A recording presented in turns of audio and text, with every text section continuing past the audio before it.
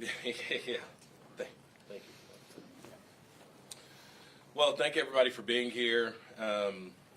Obviously want to thank our city councilors for being here. Council Chair Phil Lakin, Vice Chair Karen Gilbert, Councilor Vanessa Hall Harper, Councilor Anthony Archie.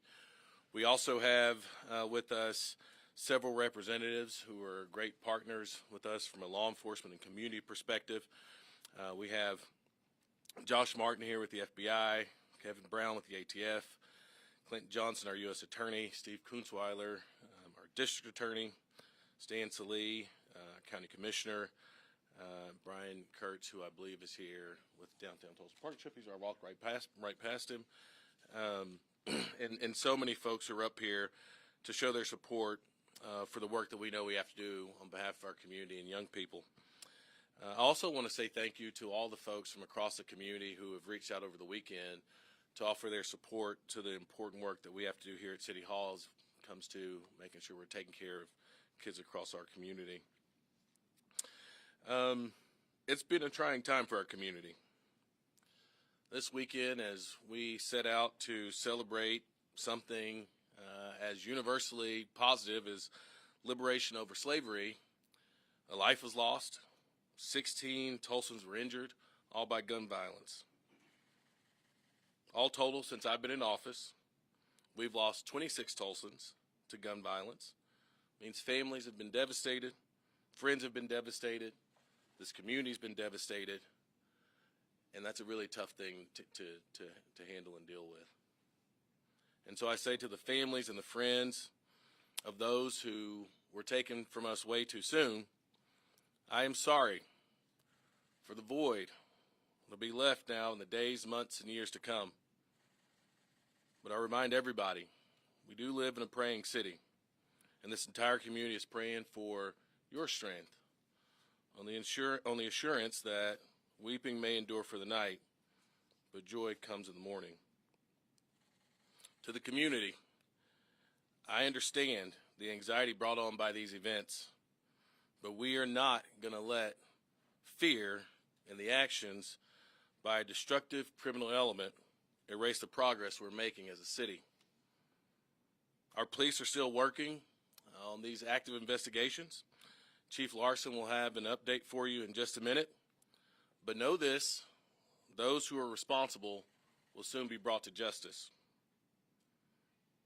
Step one of our work is making it clear that we will not cede 1 square inch of this city to those who are brazen enough to shoot into a crowd, brazen enough to shoot with police officers within mere footsteps, brazen enough to do this all on sacred ground in this community.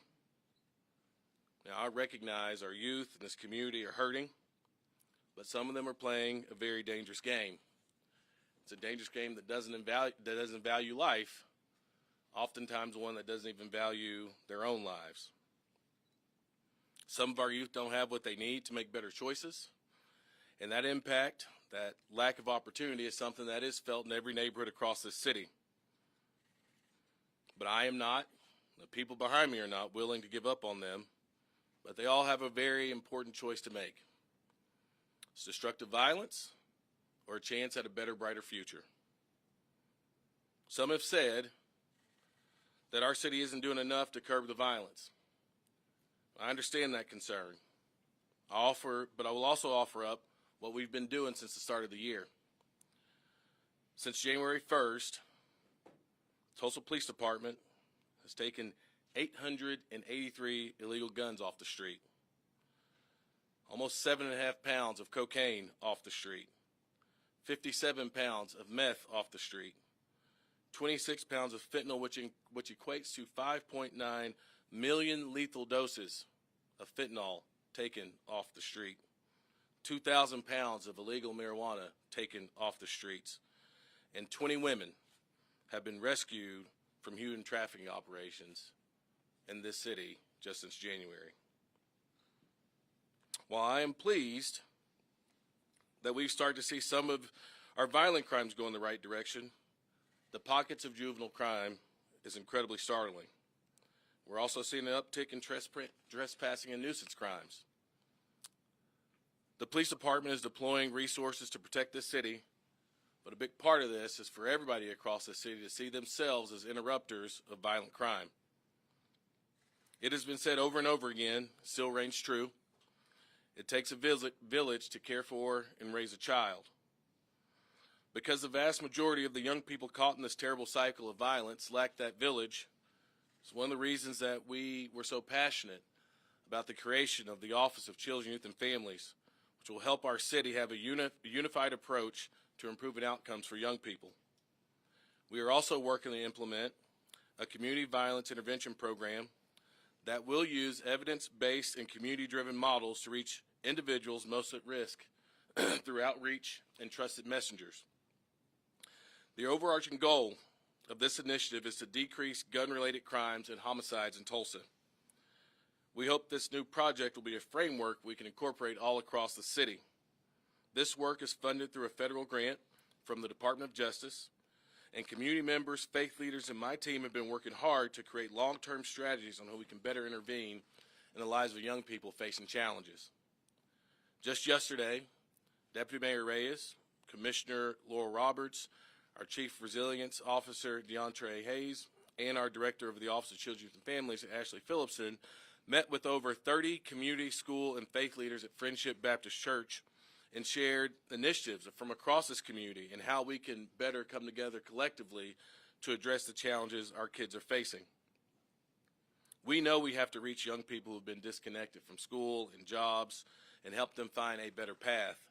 And so if you are listening and you want to be part of the solution, whether you're an individual, whether you represent a community group, you represent a church group, if you want to get involved to help us create that village for young people, I want you to please send an email to resilient@cityoftulsa.org, and our team will reach out to you.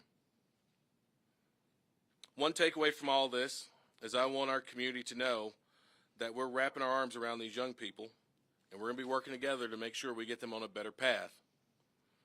And that's why today, with the hard work of our council, led by Vice Chair Karen Gilbert, our team has been working, and she will talk to you in just a little bit, about an updated ordinance to be voted on Wednesday.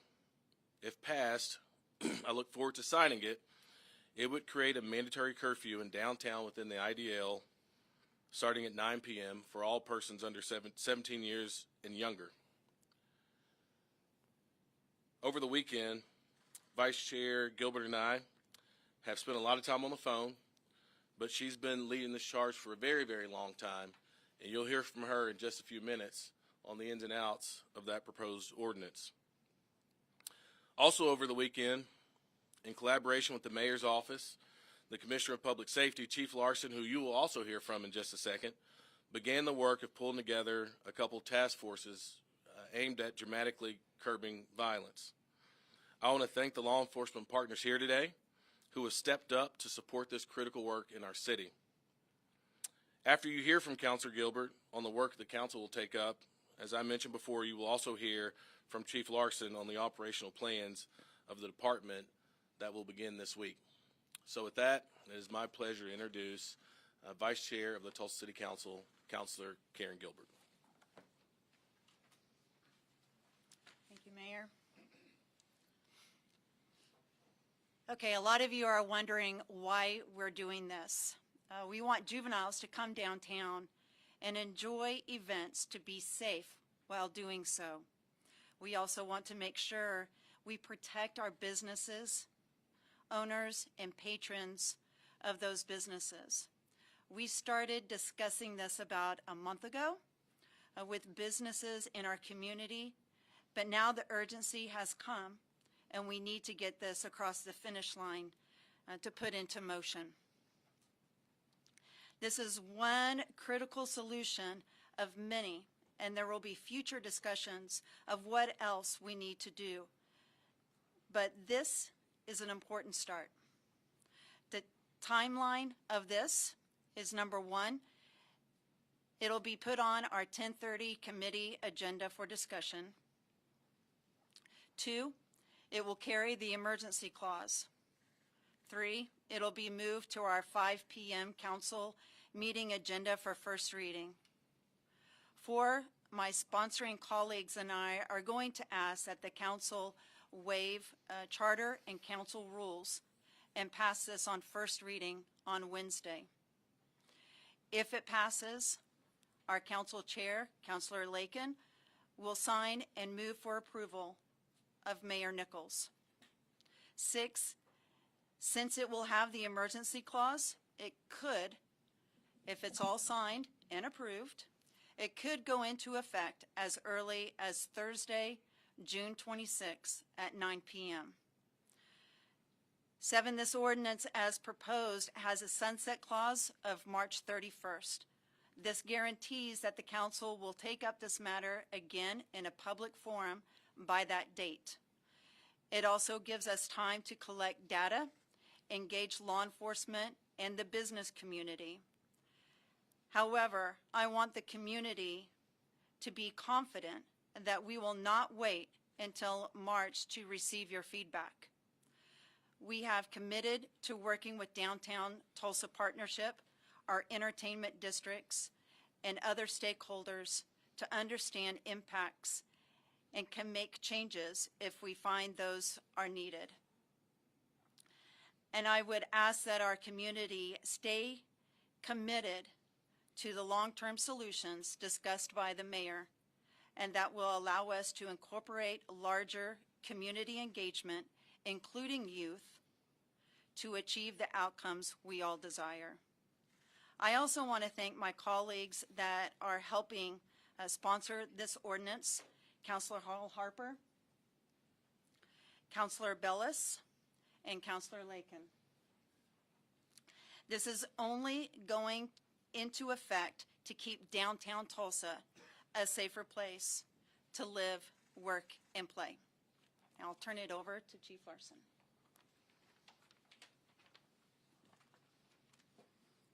Well, good afternoon. I want to address the devastating violence that struck our city over the weekend in 4 separate incidents, beginning at Crybaby Hill, the Bradford Apartments, followed by a warehouse out east, and the Juneteenth Festival. More than 16 Tulsans, many of them teenagers, and 1 young man lost his life. These tragedies weigh heavily on all of us up at the front of this room, as they do on all the citizens of Tulsa. Let me be clear. The Tulsa Police Department is dedicating every available resource to solving these crimes. Our detectives have been working around the clock. Our forensic lab was in all weekend. We're analyzing evidence. Special Investigation Division, along with patrol units, are chasing down every lead.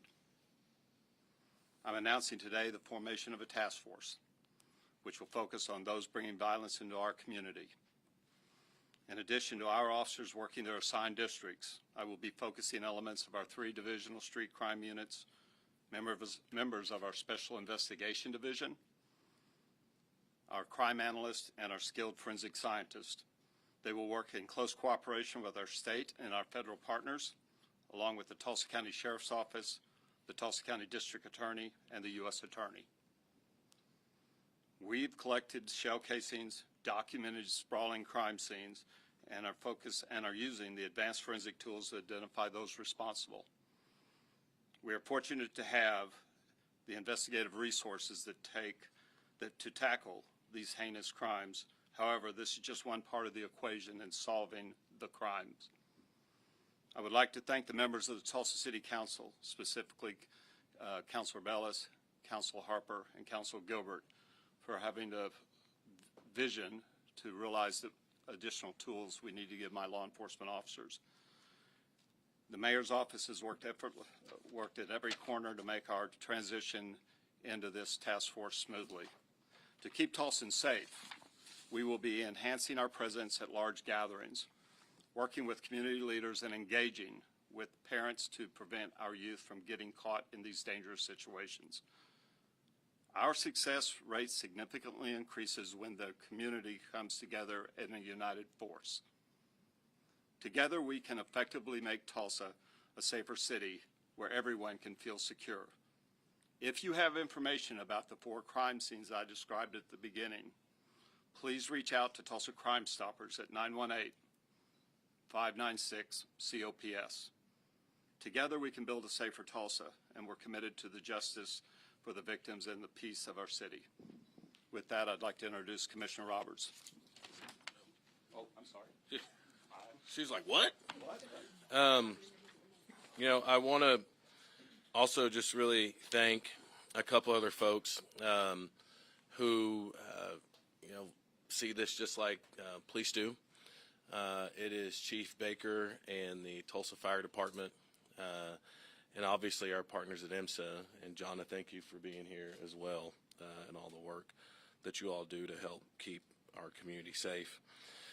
I made a commitment to make Tulsa the safest big city in the country, and I told citizens to hold me accountable to getting it done. I meant it then and I mean it now.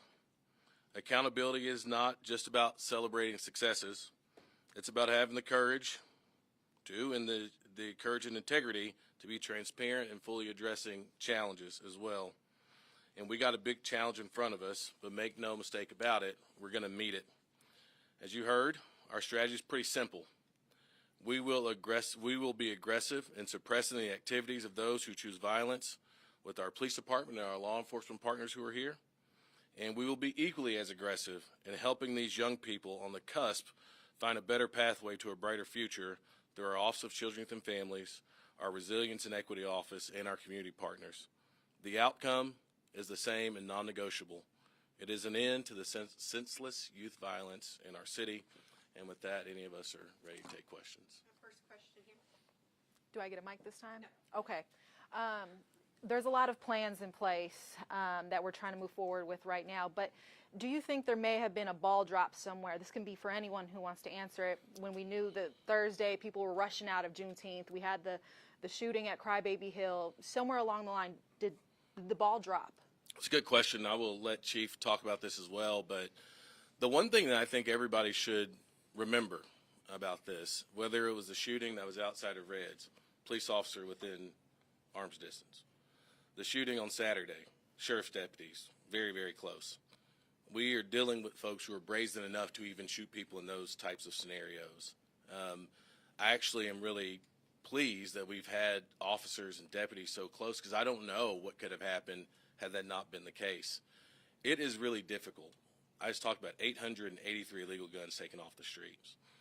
It is incredibly difficult, even with all those resources and manpower, to stop an individual who chooses that level of violence. That is the reason why the task force is being stood up and everything else. But every last one of these times we've had a shooting, there have been officers incredibly close by. Some of these folks have chosen violence anyway. And so I'm not sure that I would say the ball is dropped, but I think we all understand the gravity of the challenge that we're under, and how, although we would like to make sure that we could do this in maybe a less aggressive fashion, there is no other way to do it than this way, and that's exactly what we're going to do. Chief, I don't know if you have anything else that you would add. Nothing, except that if you look at the events, we were investigating Crybaby Hill. We had identified the number of firearms used. We had started identifying the suspects. We were executing search warrants by the middle of the weekend when the second and then the third and fourth event occurred. People were celebrating Juneteenth, a federal, a state, a local holiday. The crowd, 99% was joyous and celebrating. And you had certain actors and individuals that chose that setting with deputies standing nearby to actively start engaging in gunfire with each other. I don't know how we could police it better. The supporters and the people who are planning these events take every step required by the city permit to get a special event permit. That part of that is having a certain level of security. But when, as the mayor said, when you have people willing, in the first instance, standing less than 25 feet away, 4 officers, and they decide to engage in a fist fight and then a gunfight, us being there is not going to change the outcome. What we did that night was we stopped the violence within 5 seconds. We can't stop them, but we can identify them. And if you know our history on the department, we have a 100% solve rate for almost 24 months. And my homicide detectives are going to get mad at me because I said that. But the last unsolved homicide was in July of 2023. We will find everybody who fired a pistol or fired a rifle this weekend, and we will bring them to justice. Just a quick clarifying. Quick, Okay. Reagan. This could be for Mayor or this enforcement of the curfew look like? And kind of going off that, you guys talked about how these guys are willing to do this with law enforcement feet away. Is there a concern that these people are already willing to break the law? They don't care. What's a curfew going to do to? Well, part of the reason is we really don't. If you look at the first incident that occurred almost 2 months ago at 2nd and Elgin, the 5 people who went to the hospital were not the shooter. Well, one was the shooter. The other 5 were innocent bystanders. We're trying to reduce the number of people who are out there that can get hit by gunfire. That is one of the motives of all the work we've been doing to try to identify those people that bring violence into those situations. We can't predict what these people will do, but through intelligence-led policing, we are narrowing the scope of who they are and why and what they are, the reason for being there, and we will go after them aggressively. We have in the past, we will in the future. I think you'll see before the end of this week significant number of arrests in the 4 events that we talked about over the last week. Enforcing the curfew? Yeah. You want to talk about that real quick, and then I'll. To be honest, we patterned it after Oklahoma City's successful curfew in Bricktown, where our officers from 8 to 9 o'clock at night will start engaging in conversation with youth and just say, hey, 9 o'clock, you know, you have to be out of this particular area by 9 o'clock. We don't want to write curfew citations. We want them to encourage to obey the law, and what they saw in Oklahoma City was very successful. Those warnings, those mere warnings, the young people left the area, the amount of violence went down, and the number of innocent people when violence occurred went down. And that's what we're trying to pattern after. They've had that curfew ordinance over there for at least 3 years, and it rose out of something very similar in the Bricktown area that was occurring after major events like Thunder Games, etc. I would also just add, I mean, part of this is making sure law enforcement, particularly downtown where we see these issues happen, have the opportunity to disperse crowds. You know, that's what makes a lot of this so scary and dangerous. That also means that the folks who look in most of these cases, these are people who know each other, who have something that they feel like this is the way they handle whatever it is the issue is between them.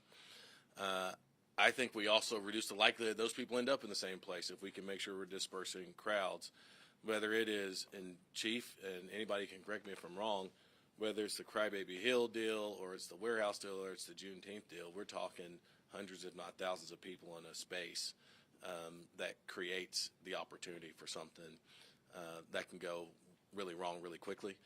And so giving law enforcement every tool that they need, and this is a tool that Counselor Gilbert and others have talked to business owners about downtown. We've taken the experience of what we've seen in places like Oklahoma City, along with the feedback we've gotten from stakeholders in downtown, and that's how we arrive at it. I think a big thing that we're going to be doing is making sure, you know, we're checking to see, is it having the impact that we desire that it will? And I think that it will, but we revisit these things all the time to make sure they're working as they should. But this is about giving law enforcement a really important tool that we know is one that's going to reduce the number of people who are downtown. Frankly, I have a 17-year-old kid.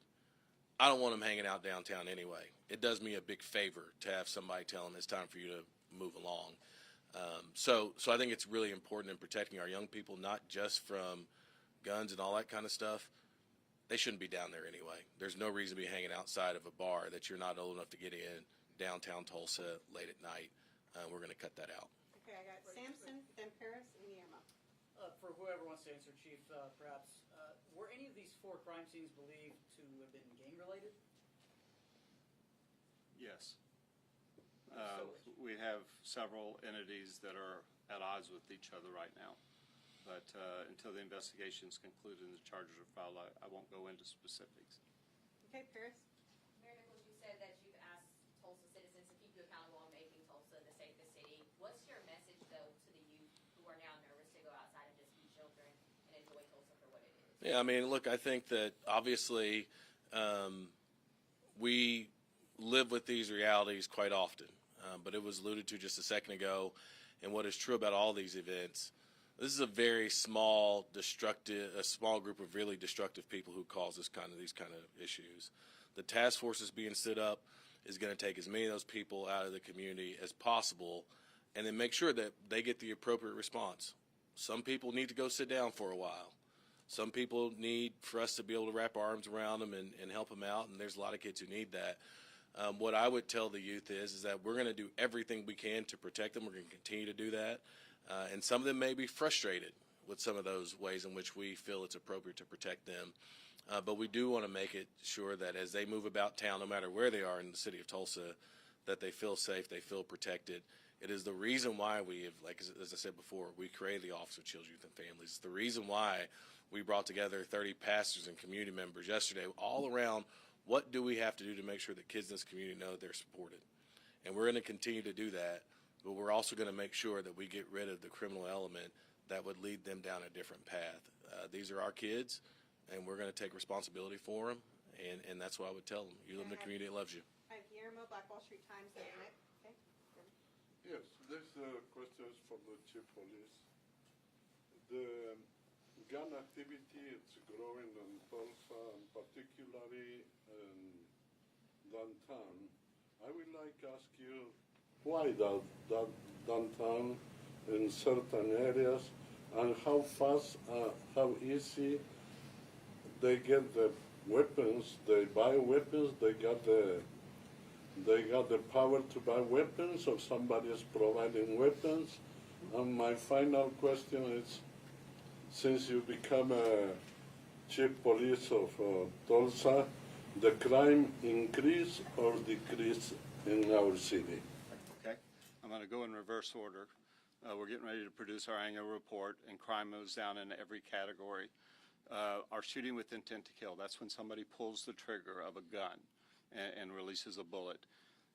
Through the efforts of our Special Investigation Division, specifically the Crime Gun Unit, has dropped by 50% over the last 3 years. So we've reduced the number of people shooting at each other. The guns, if you look at our social media page, we do Where's Your Gun Wednesday every week, because we try to encourage gun ownership and safety. We want gun owners to lock their guns up when they're in their home. We want gun owners not to leave their firearms in their cars. We want them to be responsible, because most of the guns that we take off the streets in crimes are stolen either out of a house, a vehicle, or some other area. They're stolen firearms. So we need to do a better job of the community in securing those firearms. Okay? Did I answer all three? I think I did. He's a Hall of Famer, too. I think, yeah. Oh, He's a Hispanic Hall of Famer as of the other day.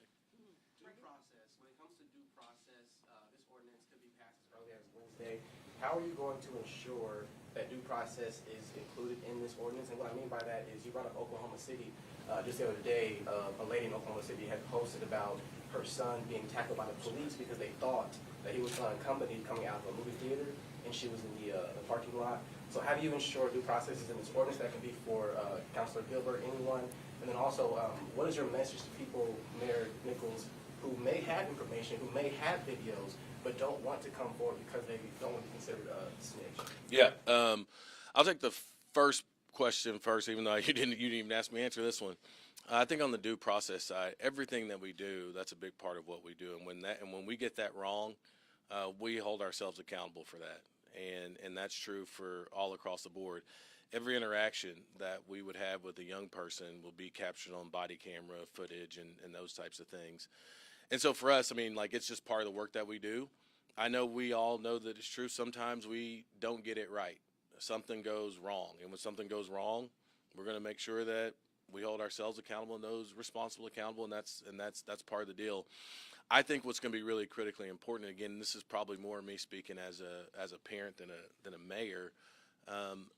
Ever since my kid got a driver's license, there are times that I'm not exactly sure where he is, and then if I know where he is, I'm not exactly sure why he's there.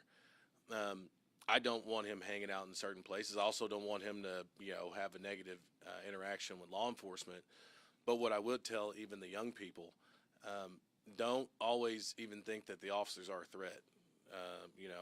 As best as we can, let's just try to comply with the curfew ordinance. And if there's a violation of civil rights or something like that, we'll take care of that on the back end. We'll take care of the back end, and everybody has my word on that. But I do think this is critically important just because of the nature of the kind of crowds we see and the young nature of the kids who are out there. What was the second question? Give me a second again. Snitch. Oh, snitch. Look, what I would tell those young people is, and this is one of the reasons why the Community Violence Intervention Program is all about trusted messengers. Tell somebody that you trust, let that person come talk to us about it. There's no such thing as a snitch being a negative thing. I know culturally there's that part of gang culture where if you're a snitch, it's a bad thing. But this is about protecting people's lives and making sure that kids just have an opportunity. And so I think if you're out there, whether you are a kid or you are mama, grandmama, daddy who has some information but doesn't want your kid to get in trouble, for example, bring it to us. Let's have a conversation about how we do it, just because the other side of it, lives to be online. As I said before, some of them are in a really destructive game right now. And we got to figure out how we come together to make sure that we get them on a better path. And so I think if you're worried about being a snitch, don't worry about that. If you're a kid listening, I ain't going to tell that you told. We're not going to tell that you told, but the information is critical to make sure that you don't have to live in fear, as it was asked about me earlier. Okay, I have Rick, and then Kevin, and then we individual right here. Yeah, Rick. Mayor, there was a perfectly timed news release from Governor Stitt for this news conference. I'm just wondering if you could respond to some of this. It cites the recent violence and it cites the Juneteenth shooting, and he says that this is all just empty talk because you're about to enter into an agreement with the Muskogee Creek Nation that says we're not going to investigate any tribal crimes. Did he actually say that? Yeah. Well, I haven't read it yet. I look forward to reading it. But I think the governor, he's been in a political battle for a long time, and that's all fine and good. He and I sit in different seats. We have different responsibilities. Today, I'm most concerned about the condition of our children and youth, and I look forward to the governor joining me in that concern and maybe not wasting time talking about things that aren't relevant to what's happening right here, right now. There are kids in his community that have been victims of gun violence, and that's not something that he cares about, at least as far as you've told me. I look forward to working with him. We need help from DHS. We need support from the state. I look forward to us focusing on that. Okay, Kevin. Chief, could you just talk a little more about the task force? Are you going to be, I just want to make sure I'm clear on what its goals are. Is it to identify the people in recent shootings, or is it to prevent future ones, or both? Well, first off, we're a little bit ways down the road on identifying in the recent 4 shootings as far as identifying the suspects, and we'll be concluding those investigations, I think, over the next couple of weeks, and charges will be filed and people will be placed into custody. The group or the task force focus is going to be on those who would bring violence into our city. There are several platforms in how we will investigate and use our analysts to predict where that will occur. You know, obviously we've had a couple of Airbnbs that were rented that were probably not, the owners of the Airbnbs were not told the reason for the rentals. And they ended up with 200 or 300 young people there well into the late evenings, and then one of these tragedies, or actually 2 of these tragedies, occurred right after that. So we'll be reaching out to the Airbnb owners and trying to encourage them to be conscientious about who's renting their property, but also having our 911 dispatch when we start getting calls of a large group of people coming in and out of a residential home, that will be more proactive in getting there sooner. But we'll also be developing through the analyst the individuals that we know in the past have committed violent crimes, and that the people that we have that talk to us regularly will give us the intel to base their mission each night. They'll brief each day on what we're looking at, where we believe there's a chance for violence, where we believe those people who would bring that violence in our community will be, and that's where that task force will be. I have time for 2 more questions, one back here. Perfect. I'm Morgan with 23. Kind of just to tackle off of that, with the Airbnb concerns and the curfew happening downtown, do you have any reason to think that some of this violence might just shift? I know we had the warehouse shooting happen as well. Is that when that task force will come in and try and be a little more preemptive on that? And then on top of that, forgive me if this was asked, but do we believe the recent 3 shootings with the teens are connected in any capacity? I'm going to take it in reverse order. Yes, several of the shootings are connected. And unfortunately, the long answer is the same I gave this gentleman over here. Until the investigation is concluded, I'm not at liberty to talk about that. The answer about the Airbnbs, we have a method to hopefully identify those before they occur, and we'll be using that as part of our briefing packets each day. And so we'll try to stop that problem before they do occur. We have had great success in the past with working with Airbnb owners, and it is very hard for them. I would like to say that, because everybody who has friends who have cell phones in the city of Tulsa know that it's just not a 918 area code anymore. We have people with area codes from North Carolina and California and Utah. So when somebody's renting something from a cell phone and they see out of state, they have no reason to believe that they're not renting it for the purpose they state. But there are things that we can do when we start seeing those early indicators, and there's other things that our analysts can do to help predict when those will occur. And we will act on it in advance rather than trying to catch up afterwards. Okay, I have time for 2 more questions, and I know there's more than that, so everyone will be here afterward to answer questions. But I have you next, and Reagan, and then we can answer after. Yeah, Chief, you brought up adding more officers. What exactly does that entail? Reassigning, hiring more? Is there funding for such moves? What can you tell us? Okay, it's basically reassigning for an indefinite period of time, but the people we're tasking into this task force are all extremely talented in the area of investigations and intelligence-led policing as far as predicting where violence may occur. So we really are looking to get ahead of that curveball. I'm sorry, what was the second part of the question? And is there sufficient funding to make such moves? I'm going to leave that up to the mayor. We will invest whatever we have to do to protect our kids and our community. Okay, Reagan. Kind of going off his real quick. How many officers were assigned to the Juneteenth festival? And it sounds like all these shootings are involving gangs, beef between different groups. Any thoughts of bringing back the gang unit? The title of gang unit, no.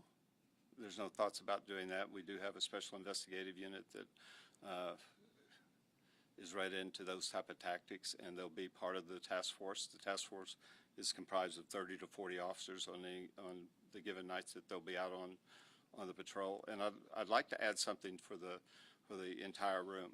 I have behind me a U.S. attorney and a Tulsa County District Attorney that works seamlessly with the Tulsa Police Department. The relationships that we've built over the years with the FBI and ATF for gun crimes is incredible. We know everybody on my staff down to the officer level know our federal partners by first name basis. Many of our federal partners are former Tulsa police officers.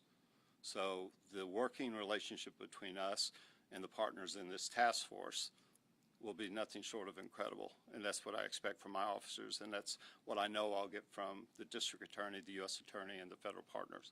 How many officers were assigned to the? It'd be between 30 and 40, depending on what night. I'm sorry. Were assigned? Oh, actually, the private security, they were officers, but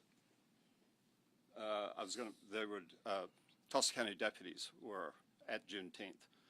Our upstaffing on that night was in the entertainment zone, which is relatively close to where Juneteenth was. And we responded within minutes of the gunfire. But the private security inside Juneteenth was, my understanding, Tulsa County deputies. Yeah. All special events have to provide a security plan. So the different security plans, if they're static events, they can hire their own security teams. So there was a security contact in place, the security team that was hired. And as to the number, Reagan, I'm sorry, I don't know how many were staffed that night, simply because it was a private entity. I'm sure we can get that information for you, though. So, Mayor, do you want to close out? Well, yeah, a couple things. Even with that, I do want to reinforce that, as best I understand it, and as long as nobody behind me is shaking their head no, the sheriff's deputies that were there were within feet of the folks who were shooting. And so, like, certainly I know there's concerns about, how many folks were down there. We had plenty of folks down there to break up a fight or anything like that. It is, again, very difficult to slow down somebody who would shoot somebody. They're from me to Jonathan right there, and they're still going to shoot somebody with a police officer or a sheriff's deputy that close. That's a challenge, but that's a challenge. The reason why Chief talked about the task force is that we are not going to wait for an event for those people to show up. We're gonna go find them before they show up to those events now. I think that's the big difference in the strategy of what we're going for right now to get more guns off the streets. I would just also say, want to reinforce, in addition to, and I thank Chief, he answered a lot of questions, did a wonderful job. I'm so appreciative of the Tulsa Police Department and all of our public safety professionals across the city and across the county. But I do want to make sure that you all print and cover that if there are folks out there who want to help be part of the solution in how we minister to young people, how do we work with young people, how do we get young people on a better path, do tell them to email resilient@cityoftulsa.org and be a part of the solution. Thank you guys so much. Really appreciate it.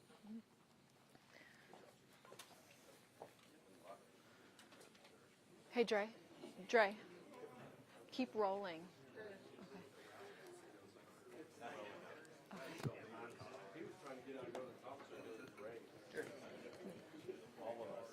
Excuse me, boo.